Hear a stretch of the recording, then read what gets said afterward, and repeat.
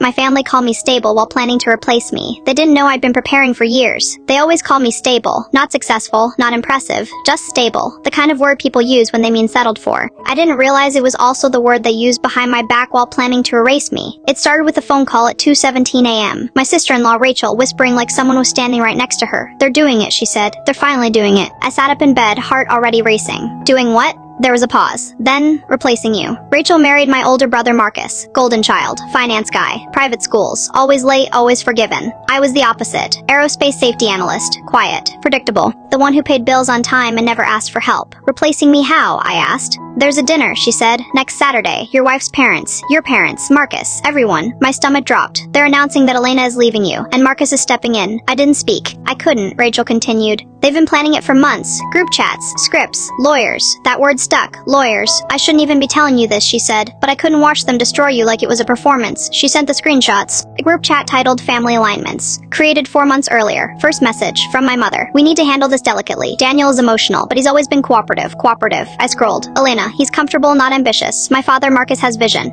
From my mother, "Marcus has vision. We need to handle this delicately. We need to handle this delicately. Daniel is emotional, but he's always been cooperative." For the falling.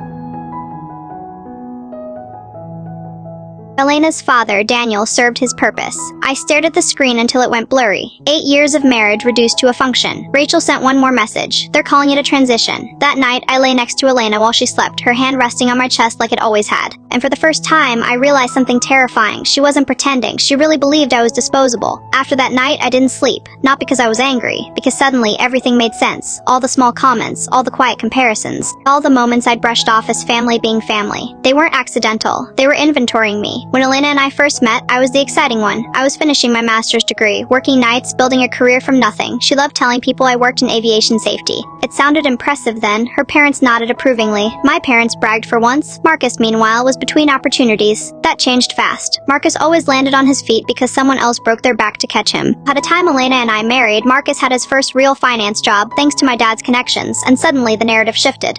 I became steady. Marcus became dynamic. It started small. At family dinners, Elena's father would ask Marcus about investments, markets, growth, then turn to me and say, "Still enjoying your routine?" Not career, routine. Elena would laugh like it was harmless. "You know Daniel," she'd say. "He likes predictability." I didn't correct her. That was my first mistake. 3 years into our marriage, Elena started keeping a spreadsheet. At first, she said it was budgeting. Then it became future planning. One night, she slid her laptop toward me. "Don't you want more?" she asked. I looked at the numbers. House prices, private schools, vacation homes. "I want a life we can afford without panic," I said. She frowned. "That's not ambition," she replied. "That's fear." I didn't realize then that ambition, to her family, meant optics. Cars that screamed success, homes that impressed guests, stories that made people listen. I didn't give them stories. I gave them stability, and stability doesn't trend. Marcus came back into our lives right on schedule. New suit, new watch, new confidence. He started dropping by unannounced, offering advice I didn't ask for. "Man, you ever think about moving Elena closer to the city? You know, with your skills, you could pivot." Comfort is the enemy of greatness, bro. Elena listened. I saw it in her eyes. She stopped looking at me like a partner. She started looking at me like a phase. The real shift happened after the fundraiser. Elena's father hosted a charity gala. Big donors. Big egos. Marcus showed up late, of course. Slipped into the room like he owned it. I stood by Elena all night, making polite conversation. No one asked what I did. They didn't need to. Marcus gave a speech, completely unplanned, about innovation, risk, legacy. People clapped. Elena squeezed my hand afterward and said, "See? That's presence." That night, in the car, she didn't speak. When we got home, she said quietly, "I don't want to wake up in 10 years and feel like I settled." I didn't answer, because I realized something awful. She already thought she had. By the time the group chat was created, they weren't debating if to replace me, they were debating how cleanly. And the worst part, they thought I'd thank them for it. The night Elena told me she felt like she'd settled, I didn't argue. That surprised her. She expected reassurance, expected me to fight for her, expected tears, promises, negotiation. Instead, I nodded, and that scared her more than anger ever could. Because people like Elena were raised to believe one thing. If someone doesn't fight, it means they're powerless. She never considered the other option, that maybe I was done playing defense. The next morning, I did something I'd never done before. I checked our joint accounts in detail, not balances, patterns, and the pattern was ugly. Small transfers at first, then larger ones, always labeled expenses or planning. A separate savings account I'd never seen, opened 8 months ago. That timeline mattered, because 8 months ago was when Marcus started just stopping by. I didn't confront her. I documented. Screenshots, bank statements, dates. Then I checked something else. Our mortgage, still in my name, because Elena had insisted we wait until refinancing made sense. At the time, I thought it was caution. Now I realized it was strategy. The recording started by accident. I walked in early one evening and heard Elena on the phone. No, he won't make a scene, she said, pacing. That's not who he is. I froze in the hallway. He's grateful. He'll understand eventually. That word again. Understand. I pulled my phone out and hit record. That was the first file. By the end of the month, I had 17. They talked freely when they thought I wasn't listening. About how to transition me out. About optics. About timing the announcement before Marcus's promotion solidified. Her father suggested the dinner. Public, he said. Witnesses keep things civil. My father agreed. He's always been reasonable. Reasonable. Like a flaw. Marcus slipped once. Like a flaw. Marcus slipped once. Litis wan her solid as Alice's de. One she and Ada wan her solid as wan hemin. He bragged. We were alone. Just the two of us, grabbing coffee. You know, he said casually. This is better for everyone. I didn't ask what he meant. You gave her stability when she needed it. Now she needs momentum. I smiled. What makes you think you can give her that? He laughed. I don't need to. Her dad will. That's when I knew. Marcus wasn't the threat, he was the decoy. The real play was money moving sideways through family channels, quietly, legally, on paper. That night, I called a forensic accountant, then a lawyer, then another. I didn't tell anyone, not even Melissa, who already suspected something was wrong but didn't know how deep it went. The accountant called me back 3 days later. His voice was careful. Daniel, they've been planning this for a while. How long? I asked. He exhaled. Long enough that they assumed you'd never look. By the time the dinner invitation arrived, I wasn't nervous. I was calm. Because when people invite you to your own execution, they never expect you to bring receipts. The invitation came in a thick cream envelope. No text, no call. Just a formal card with gold lettering like it was a wedding or a funeral. Family dinner, harbor room, Thursday 7 p.m. No return address. That alone told me everything. Because when people are proud of what they're about to do, they don't hide behind stationery. I arrived early, on purpose. The harbor room was private. Glass walls overlooking the water, soft lighting, linen tablecloths. Expensive enough to feel important, public enough to discourage confrontation. Every seat had a name card. Mine was at the far end. Of course it was. The chair with the least visibility. Chair for observers. I placed my phone face down on the table, recording. Then I waited. They arrived in waves. First, Elena's parents, her father already in performance mode, voice booming, handshakes practiced. Then my parents. My mother wouldn't meet my eyes. My father smiled like he was proud of how mature we all were being. Then Elena. She didn't look at me. She looked relieved. Like the hardest part was already over. Marcus arrived last. Late enough to feel important. Confident enough to feel untouchable. He clapped me on the shoulder. Good to see you, man. Like we were co-workers. Once drinks were poured and menus ignored, Elena's father stood. He didn't clear his throat. He didn't hesitate. This wasn't spontaneous. This was rehearsed. Daniel, he said, smiling warmly. You've been a stabilizing force in Elena's life. I noticed the word. Stabilizing. Not loving, not supportive, not family. Stabilizing, like scaffolding. Temporary. My father nodded. Everyone nodded. That collective nod people do when they're about to agree on your behalf. You stepped in when things were uncertain, Elena's father continued. And we'll always appreciate that. Appreciate. Past tense. Elena finally spoke. Her voice was soft. Practiced. We've grown in different directions, she said. And that's okay. Marcus squeezed her hand. I watched it happen. No one noticed me watching. Then came the future talk.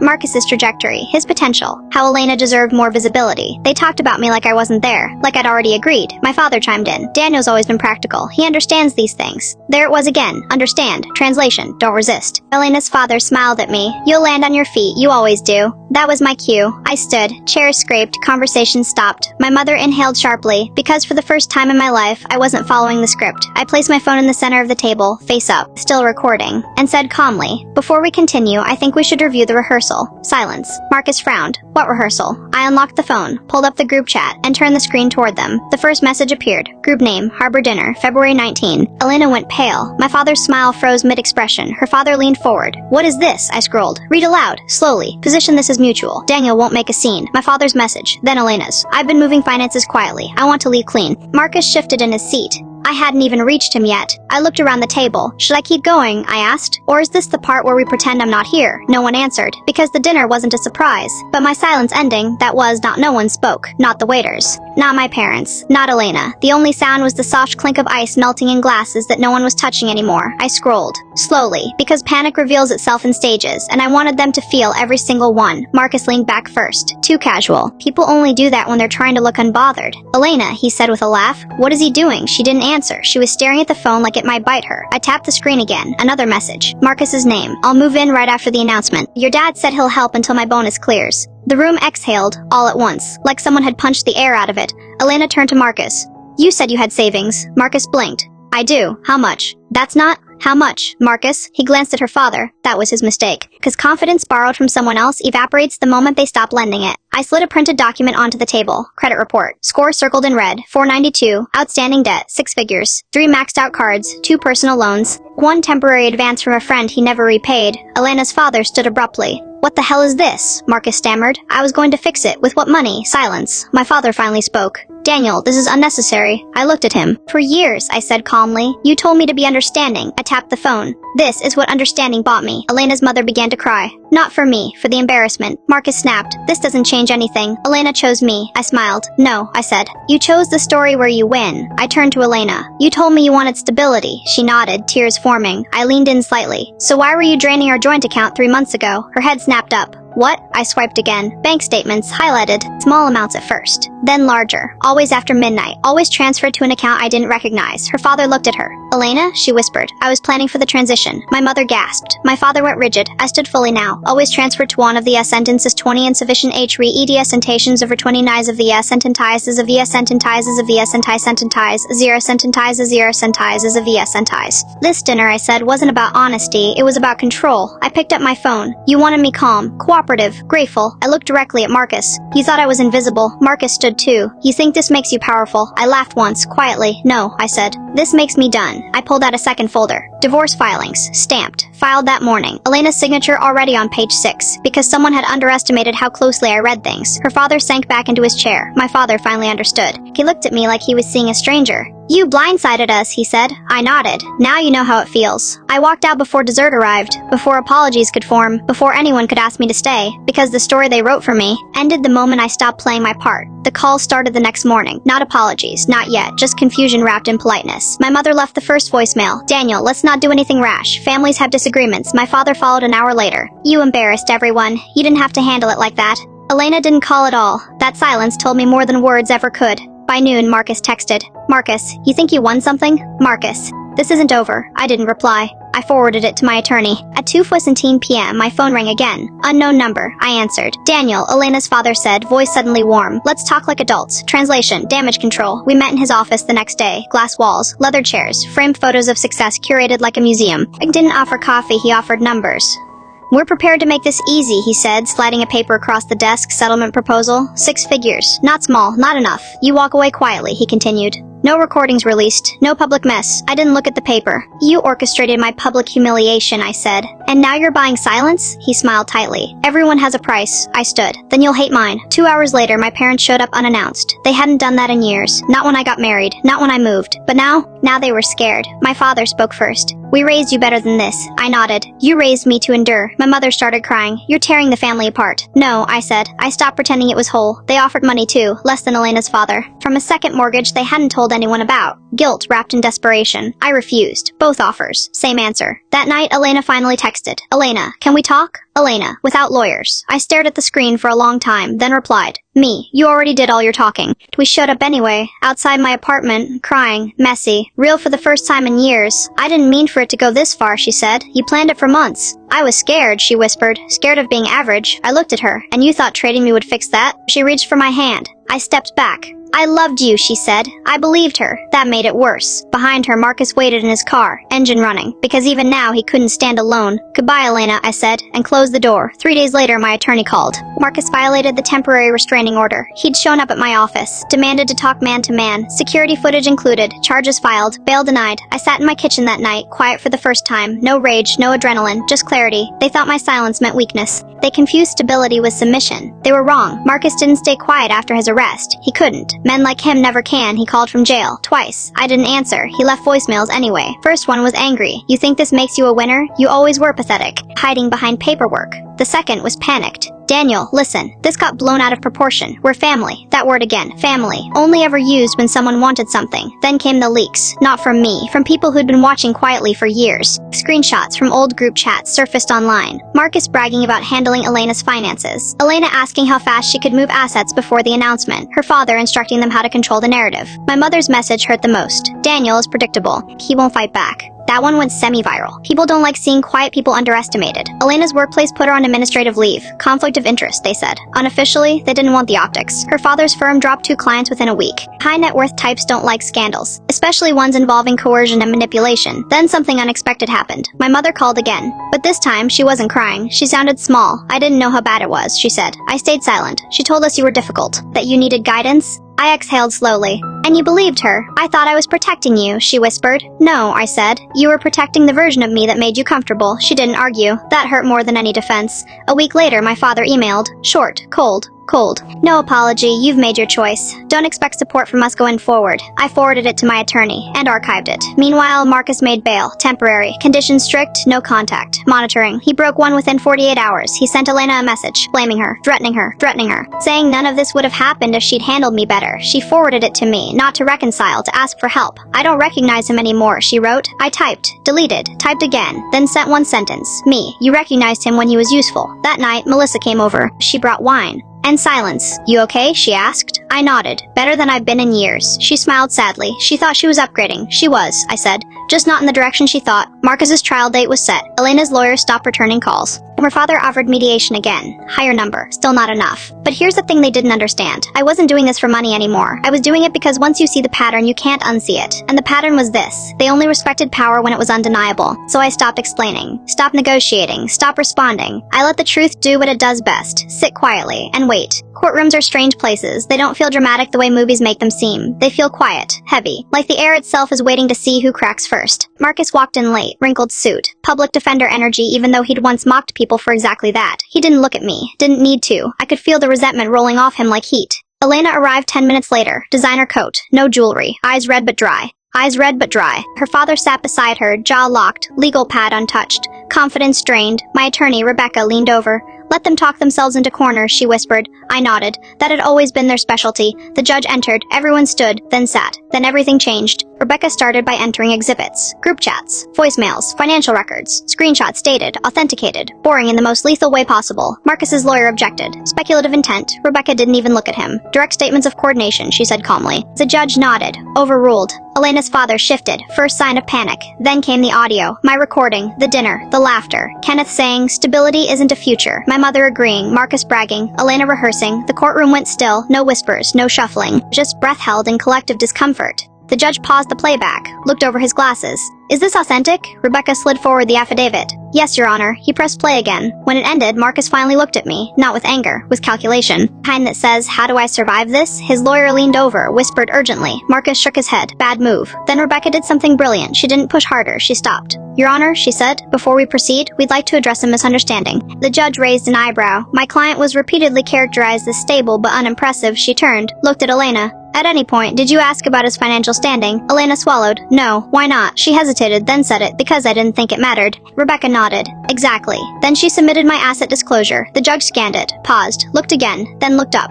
This amount, he said slowly, existed prior to the alleged coercion? Yes, Rebecca replied, 8 years prior. The judge leaned back, exhaled. So, he said, looking directly at Elena and her father, you orchestrated a public humiliation and forced separation based on a false assumption. Silence.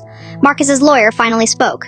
We'd like to explore settlement. The judge cut him off. No. The room froze. No, he repeated. We are past settlement. This court does not reward coordinated manipulation. Elena started crying. Not soft crying. The messy kind. Her father put a hand on her arm. She shook it off. Marcus stood off. Marcus stood up. Your Honor, this isn't fair. Sit down, the judge said. Marcus didn't. Sit down. He did. Rebecca closed her folder. That was when I knew. It was over. Court recessed. But the verdict? It was already written on their faces. Outside, reporters waited. Elena avoided them. Her father didn't. He tried to control the narrative. Again, this time. No one listened. They didn't apologize in court. They waited. That's how people like them operate. They wait until there's no audience. 3 days after the hearing, my phone started lighting up. Unknown numbers. Blocked numbers. Voicemails left without names. First was my mother. Her voice sounded smaller than I remembered. Julian, I didn't know it would go this far. We were just trying to help Cecilia. You've always been so capable. You'll land on your feet. Same words. Different tone. Still poison. I deleted it without replying. Then my father. Short message. No emotion. We should talk. Families shouldn't be handled in court.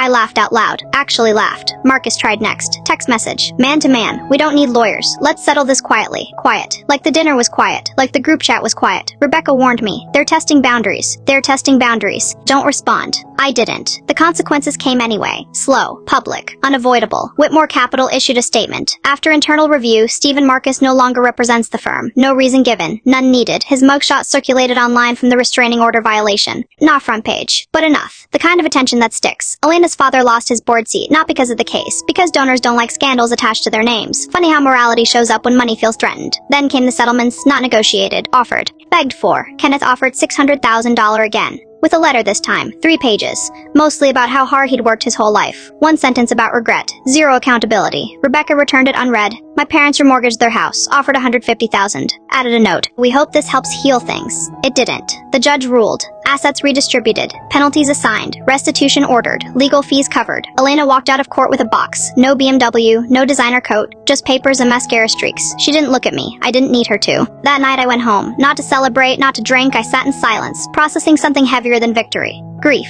For the years I'd made myself small, for the version of me they counted on staying quiet, for the life I could have lived earlier if I'd stopped trying to be understanding. Melissa texted me. They're unraveling. I asked her not to update me anymore. I was done watching. 2 weeks later, the last message came, from Elena. 1 sentence. I really did love you. I just didn't respect you. That one hurt. Not because it was cruel, because it was honest. Rebecca called. It's over, she said. Legally and otherwise. I thanked her, hung up. I opened my laptop, booked a flight, not to escape, to start something new, because the real revenge wasn't the court, wasn't the money, wasn't watching them fall. It was finally choosing myself without apology. I moved 3 months later, didn't announce it, didn't post about it, just packed what mattered and left the rest behind. The house in the Catskills wasn't big. 2 bedrooms, wood stove, morning fog that rolled in like the world resetting itself. For the first time in years, I slept without clenching my jaw. People assume revenge stories end with champagne. They don't. They end with quiet. I started waking up early, coffee on the porch, no notifications, no family group chats, no expectations to perform stability for anyone. Work changed too. Aviation safety director wasn't impressive enough for them. Turns out it was impressive enough for the FAA. I got recruited into a federal advisory role. Better pay, less noise, more purpose, the money stayed where it was. Invested, boring, safe. The way wealth actually works when it isn't used as a weapon. Rebecca sent me a final invoice. I paid it gladly. Then framed the restraining order dismissal notice and put it in a drawer, not as a trophy. As a reminder, Melissa visited once. She brought wine. We didn't talk about her sister. We talked about books, weather, normal things. She hugged me before leaving and whispered, "You won." I shook my head. "No," I said. I stopped losing. News traveled anyway. It always does. Stephen moved back in with a friend. Last I heard, he was bartending and telling people he used to work in finance. Kenneth's retirement never recovered. He volunteers now. Apparently humility looks good on him. My parents sent a holiday card. No apology, just photos. I didn't respond. Silence is also a boundary. A year later, I met someone. Not dramatic. Not rushed. No auditions. Just calm. We talked about values on the 2nd date. Money on the 3rd. Boundaries on the 4th. That's how adults do it. We marry quietly. 20 people. No speeches. No clapping. No placeholders. I stood there, looking at the woman beside me and realized something simple. I was never difficult. I was never unworthy. I was just surrounded by people who benefited from me believing that. Sometimes people ask if I regret how it ended, if I wish I'd handled it more gently, more privately. I tell them this. They planned my humiliation in advance. I just refused to participate. And that was the moment my real life began.